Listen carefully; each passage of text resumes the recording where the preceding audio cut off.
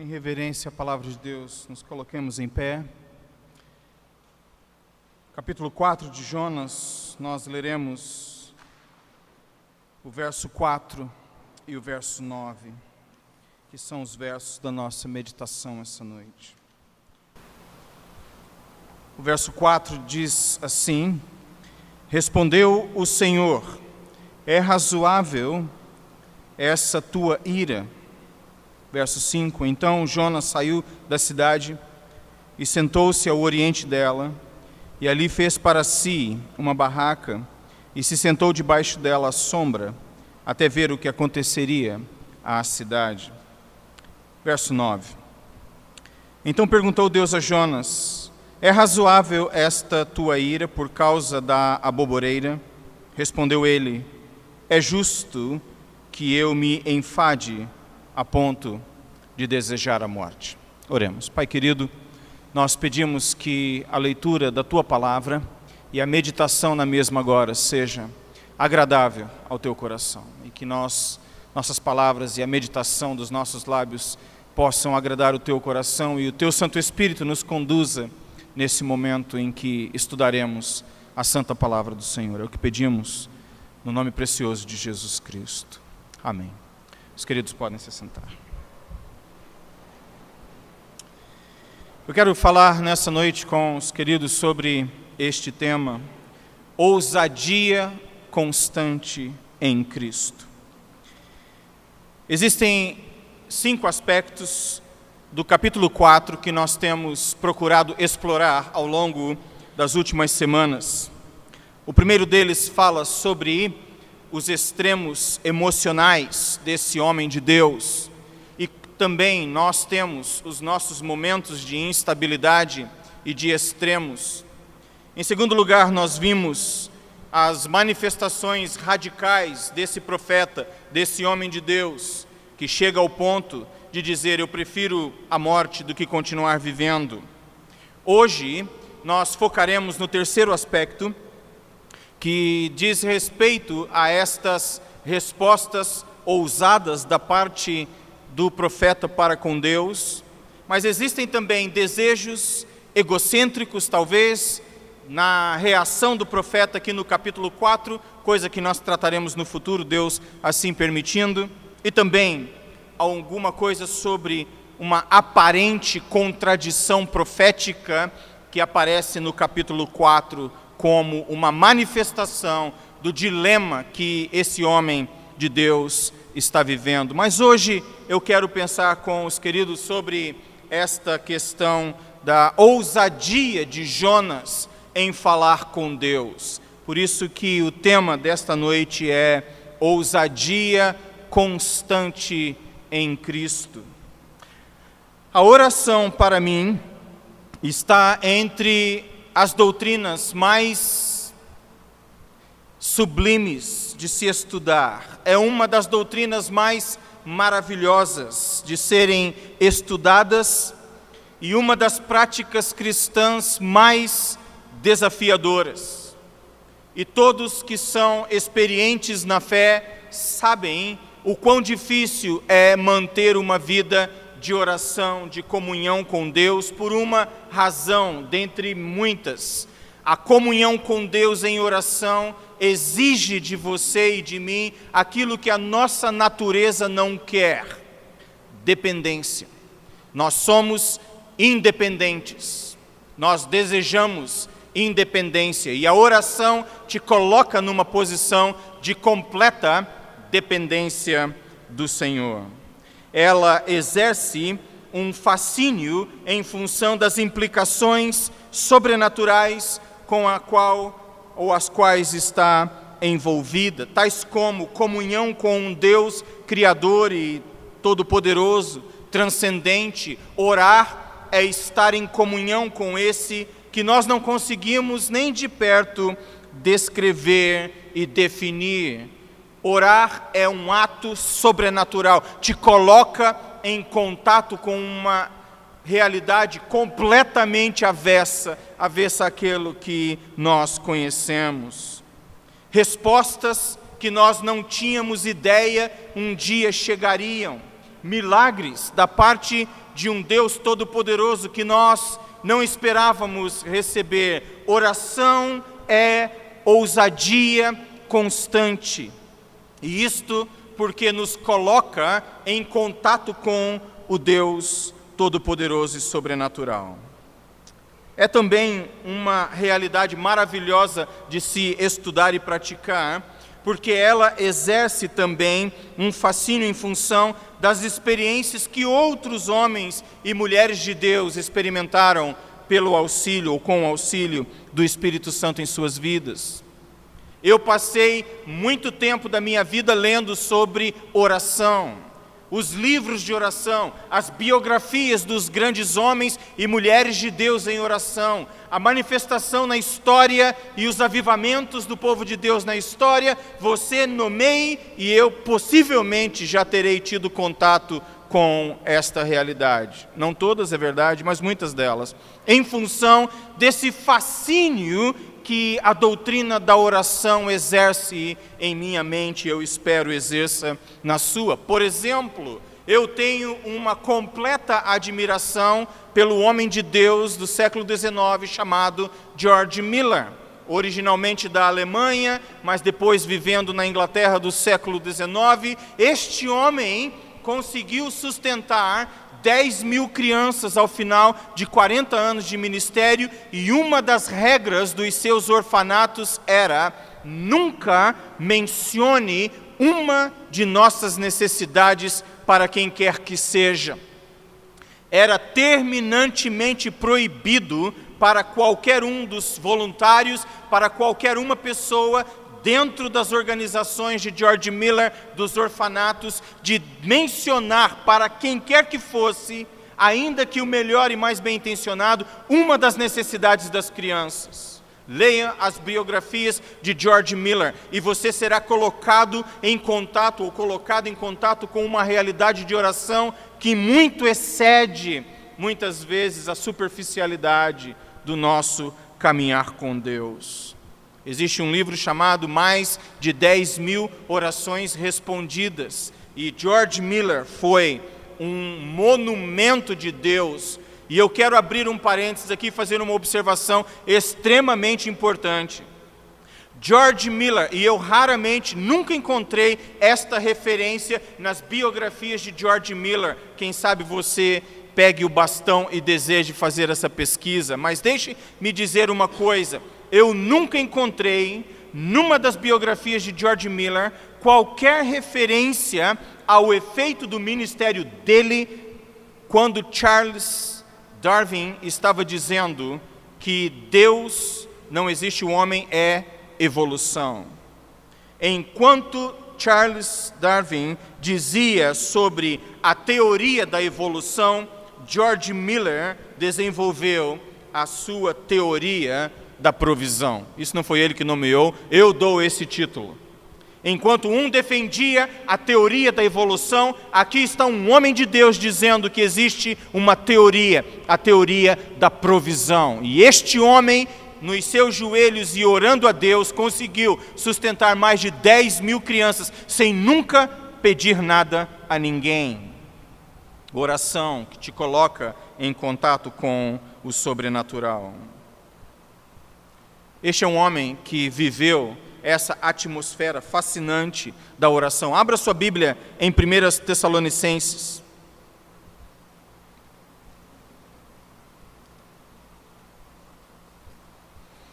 E nós leremos o capítulo 5, o verso 17. Orai sem cessar, é o que está escrito ali.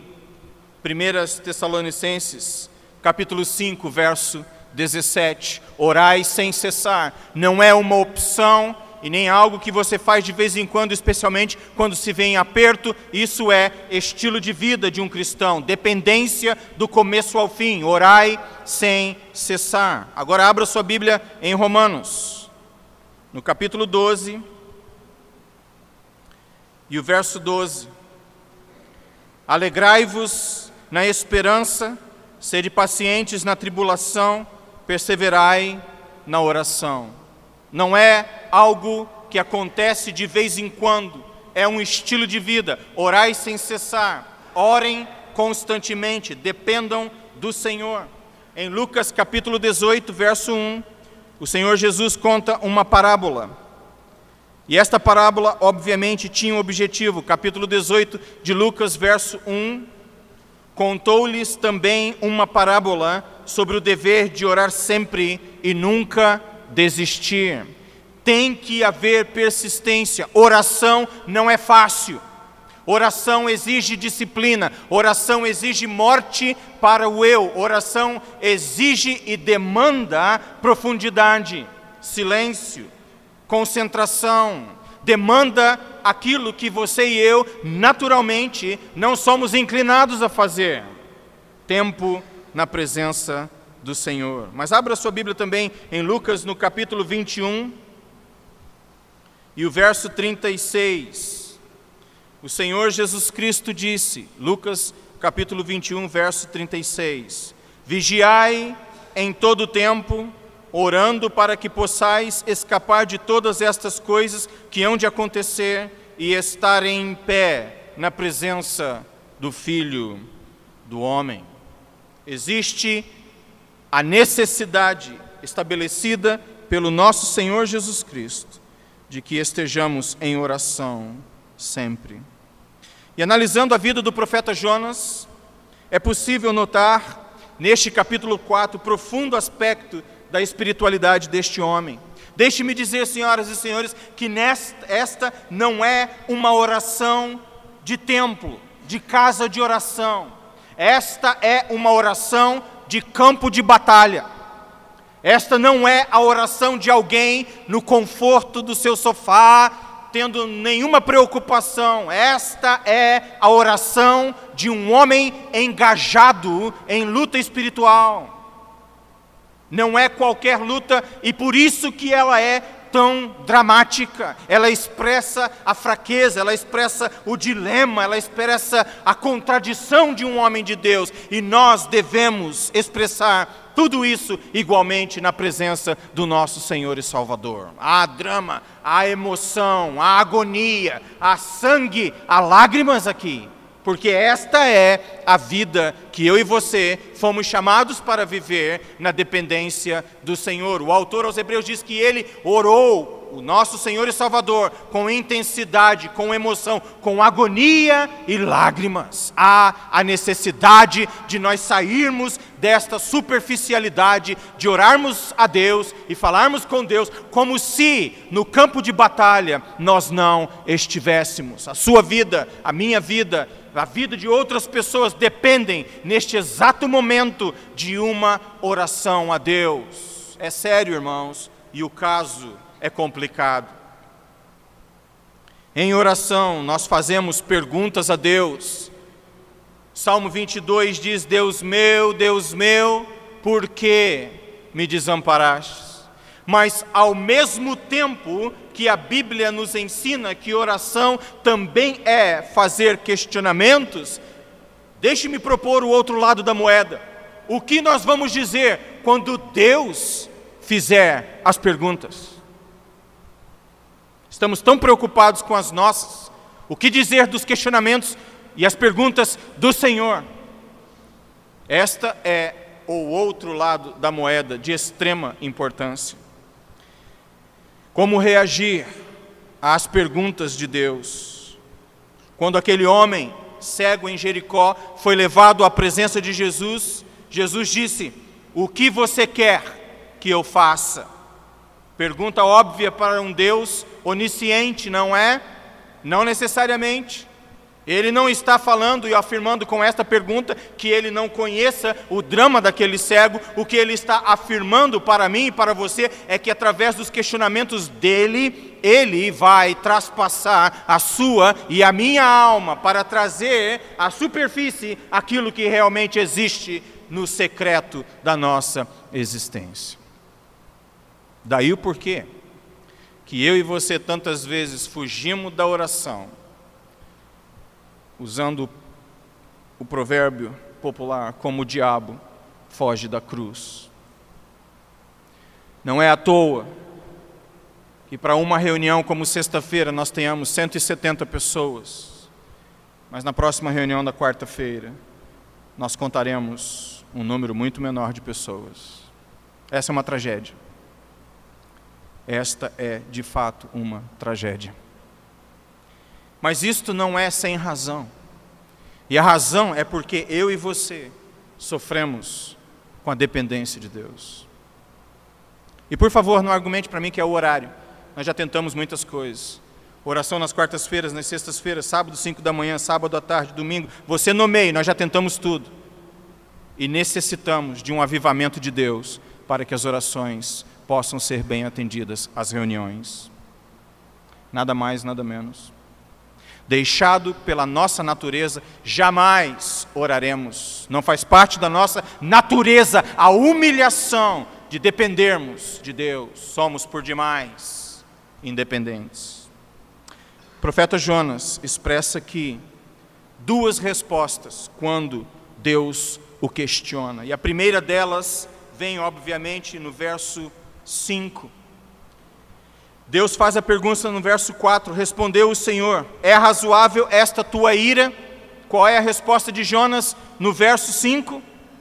Nenhuma. Silêncio. Não há uma resposta como acontecerá no verso 9. E eu quero propor que o silêncio de Jonas em resposta à primeira pergunta é, em si mesma, uma resposta. É a indiferença do coração humano para com os questionamentos do Senhor.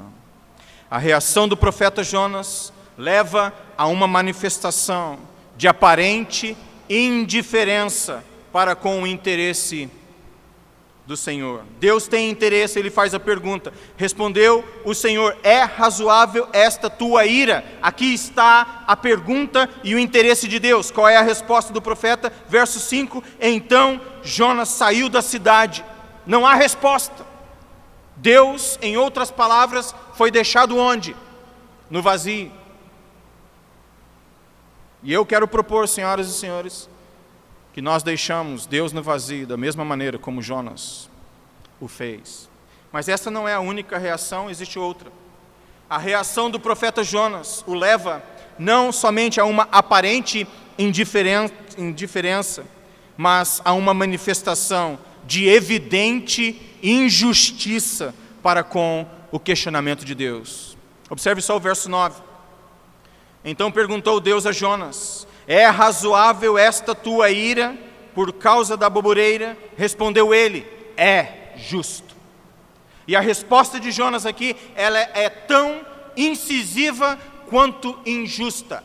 Deus faz a pergunta, é justa a tua ira? E Jonas diz, é, porque se não fosse, eu não estaria sentindo. Não, esse é um homem ousado. Por isso que eu dei como título, ousadia consistente em Cristo. E por favor, lembre-se disso. Existe uma linha muito tênue entre ousadia e estupidez. Ai daquele que contende com o seu Criador, diz o Senhor. Você pode conversar com Ele honestamente, mas tome cuidado com quem você está conversando. Oração é algo extremamente perigoso. Mas a palavra do Senhor diz que é necessário que oremos. É necessário que lembremos de com quem estamos falando, da reverência, do conteúdo, da honestidade, da falta de pretensão com a qual devemos levar as nossas questões para Deus. Então, em Jonas, nós encontramos duas reações. Inicialmente, a indiferença. Não há nenhuma resposta registrada à primeira pergunta do Senhor. Em segundo lugar, ele, quando responde de uma maneira injusta. É justa a sua ira? E ele diz, absolutamente sim. Não fosse, eu não estaria sentindo. Irmãos, onde encontrar respostas quando a alma se sente assim? E eu quero propor que a resposta está em Jesus Cristo. Em oração, o Senhor manifesta interesse no bem-estar de indivíduos e de grupos inteiros, como foi no caso de Jonas e de Nínive ao mesmo tempo. É através desse engajamento pessoal com Deus que nossas vidas são auxiliadas da mesma forma como o profeta foi auxiliado em suas lutas interiores. Da mesma forma como Nínive foi ajudado, assim Campo Grande pode ser ajudado pela oração dos santos e Deus respondendo através dela. Em oração à soberania do Senhor, que tudo de acordo com a sua boa, perfeita e agradável vontade faz, é em oração que esta soberana vontade interage com a liberdade e a responsabilidade do arbítrio humano. Jonas vai, em oração, conseguir minimizar o dilema das exigências de Deus sobre sua vida. Em outras palavras, é em oração que a soberana vontade de Deus entra em conciliação com a minha vontade, ou, o melhor dizendo, o inverso seria o correto. É em oração que a minha vontade entra em harmonia com a vontade de Deus. Só em oração. Jesus disse: até agora nada pedistes em meu nome, pedi e recebereis, para que o vosso gozo seja completo. O pecado, quando entrou na existência humana, afetou para sempre o relacionamento dos homens e mulheres com Deus.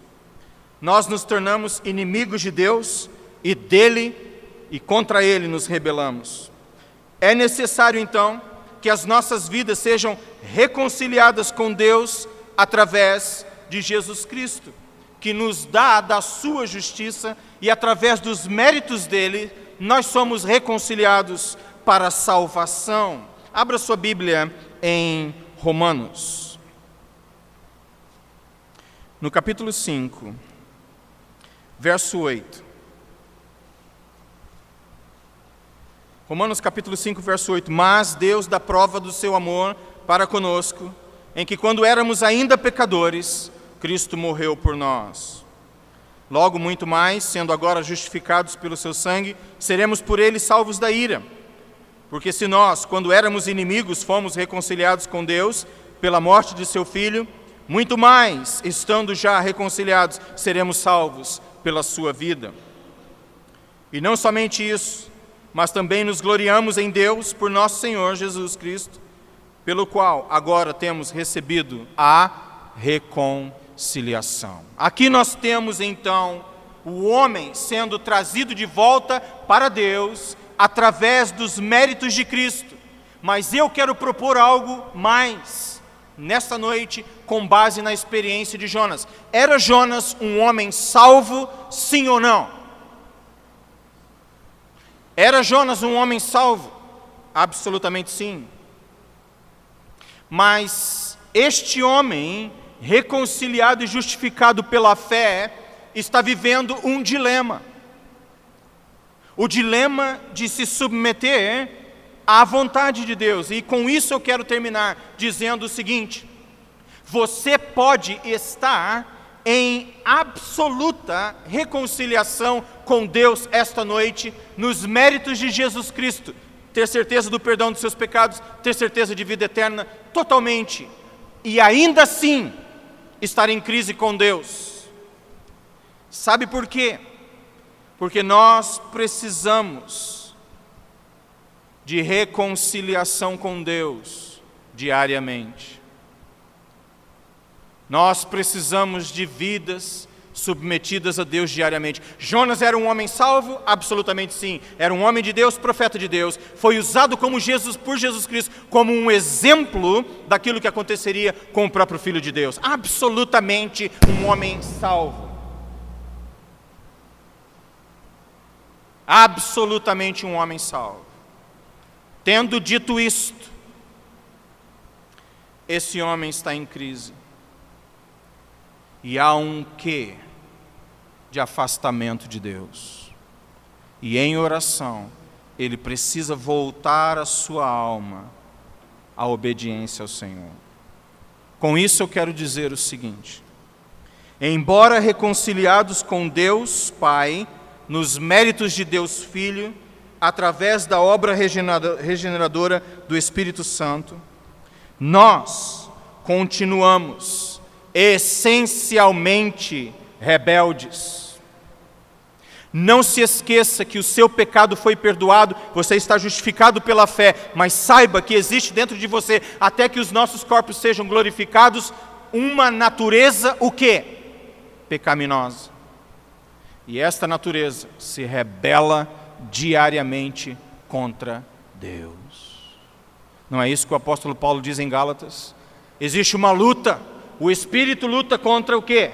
Contra a carne, e a carne luta contra quem? O Espírito, para que não façais o que quereis. Existe uma luta, existe uma irreconciliação. A minha natureza é rebelde. Eu sei que eu estou justificado, eu sei que pela salvação, a salvação, os méritos de Cristo, a salvação me foi concedida. Eu sei de tudo isso. Entretanto, minha alma se rebela e não deseja sempre obedecer o Deus da minha salvação.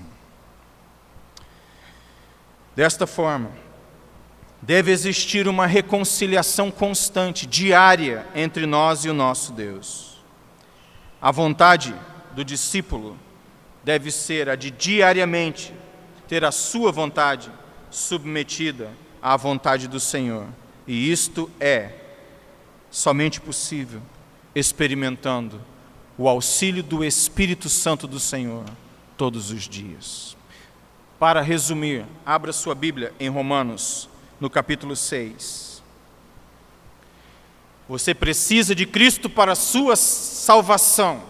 Você precisa de Cristo para a reconciliação eterna com Deus. Mas você precisa do Espírito Santo para a sua santificação e reconciliação diária com Deus. Em outras palavras, é possível que alguém essa noite esteja aqui que ainda não foi perdoado e salvo em Cristo. É possível que essa noite exista alguém aqui já salvo por Cristo, cujo espírito está ainda em rebeldia em relação a um ponto de obediência que não consegue aceitar. De uma forma ou de outra, nós precisamos de Deus em nosso auxílio. Você precisa de salvação essa noite, você precisa de Cristo. Você precisa de submeter a sua vontade à autoridade de Deus. Já estando em Cristo, você precisa do Espírito Santo que te conduz a isto. Romanos capítulo 6. Que diremos, pois? Permaneceremos no pecado para que abunde a graça? De modo nenhum. Nós que já morremos para o pecado, como viveremos ainda nele? Ou porventura ignorais o que todos quantos fomos batizados em Cristo Jesus, fomos batizados na sua morte? Fomos, pois, sepultados com ele pelo batismo na morte, para que, como Cristo foi ressuscitado dentre os mortos pela glória do Pai, assim andemos nós também em novidade de vida. Porque se temos sido unidos a ele na semelhança da sua morte, certamente também o seremos na semelhança da sua ressurreição. Sabendo isto, que o nosso homem velho foi crucificado com ele, para que o corpo do pecado fosse desfeito, a fim de não servirmos mais ao pecado. Pois quem está morto está justificado do pecado. Ora, se já morremos em Cristo, cremos que também com ele viveremos, sabendo que, tendo Cristo ressurgido dentre os mortos, já não morre mais, a morte não mais tem domínio sobre ele. Pois quanto a ter morrido, de uma vez por todas morreu para o pecado, mas quanto a viver, vive para a glória de Deus. Assim também vós considerai-vos como mortos para o pecado, mas vivos para Deus em Cristo Jesus. Um dia, Cristo morreu para a sua reconciliação eterna com o Pai. Um dia, o Espírito Santo veio para te ajudar todos os dias em sua reconciliação constante com o Senhor. Está você sentindo dificuldade em obedecer Deus nessa noite? Peça que o Santo Espírito te auxilie e te leve até o ponto da obediência. Que para isso o próprio Deus nos ajude.